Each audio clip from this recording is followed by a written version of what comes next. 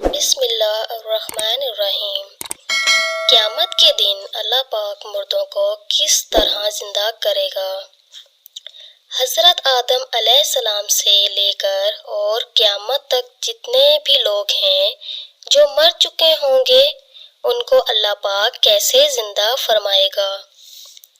یہ سوال ہم سب کے ذہن میں آتا ہے، اور یہ سوال حضرت ابراہیم علیہ السلام کے ذہن میں بھی آیا تھا۔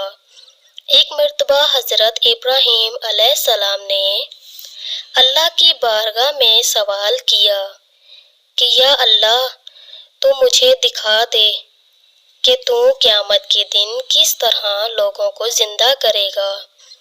تو اللہ پاک نے فرمایا، اے ابراہیم، کیا اس پہ تیرا ایمان نہیں ہے؟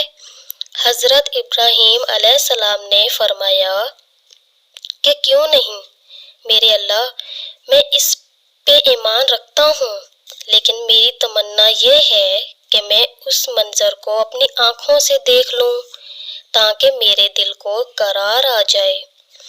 حضرت ابراہیم علیہ السلام اللہ کے بہت نیک بندے تھے اور اللہ کے پیغمبر بھی تھے۔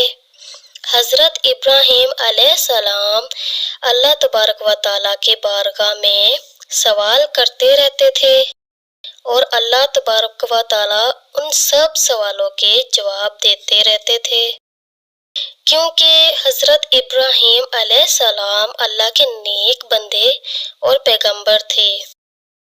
اللہ تبارک و تعالیٰ نے فرمایا، اے ابراہیم، تم 4 پرندوں کو پالو اور انہیں خوب کھلاؤ، انہیں اچھی طرح کھلاؤ کر خوب ہلا ملا لو، پھر انہیں ذبح کر کے ان کا قیمہ بنا لو، اور اپنے گرد و نما کے پہاڑوں میں تھوڑا تھوڑا گوشت رکھ دو، اور پھر جب تم ان پرندوں کو پکارو گے وہ پرندے کس طرح تمہارے سامنے زندہ ہوں گے اور تمہارے پاس آ جائیں گے، تم اپنی آنکھوں سے دیکھ لو گے۔ اس طرح تم مردوں کو زندہ ہونے کا منظر اپنی آنکھوں سے دیکھ لو گے۔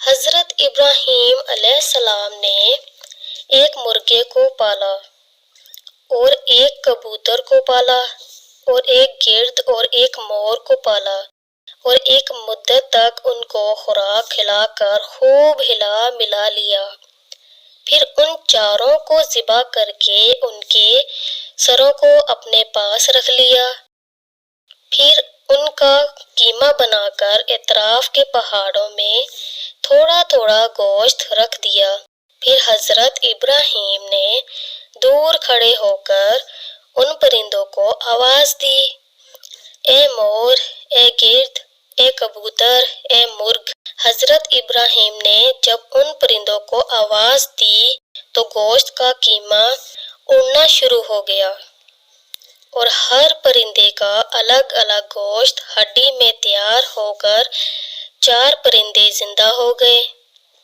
اور وہ پرندے بنا سروں کے دوڑتے ہوئے حضرت ابراہیم علیہ السلام کے پاس آ گئے، اور پھر ان کے سر ان کے اوپر جڑ گئے اور وہ دانہ چگنے لگے۔ پرندوں نے جب دانہ چگ لیا تو وہ اپنی اپنی بولیاں بولنے لگے۔ حضرت ابراہیم علیہ السلام نے اپنی آنکھوں سے مردہ کو زندہ ہونے کا منظر دیکھ لیا، اور ان کے دل کو اطمینان اور قرار مل گیا۔ تو جی دوستو، اس واقعے کا ذکر اللہ تبارک و تعالیٰ نے قرآن مجید کی سورۃ بقرہ میں ذکر فرمایا ہے۔ اس واقعے کا ذکر کرنے کا مقصد یہ تھا کہ کچھ لوگ سوال کرتے ہیں اللہ تبارک و تعالیٰ مردوں کو کس طرح زندہ فرمائیں گے، تو یہ واقعہ ان کے لیے جیتی جاگتی مثال ہے۔ بے شک ہمارا رب ہر چیز پر قدرت رکھتا ہے، وہ پیدا کر کے مارنے والا ہے اور مار کر پھر زندہ کرنے والا ہے۔ سبحان اللہ۔ امید کرتی ہوں کہ آپ کو یہ میرا واقعہ پسند آیا ہوگا۔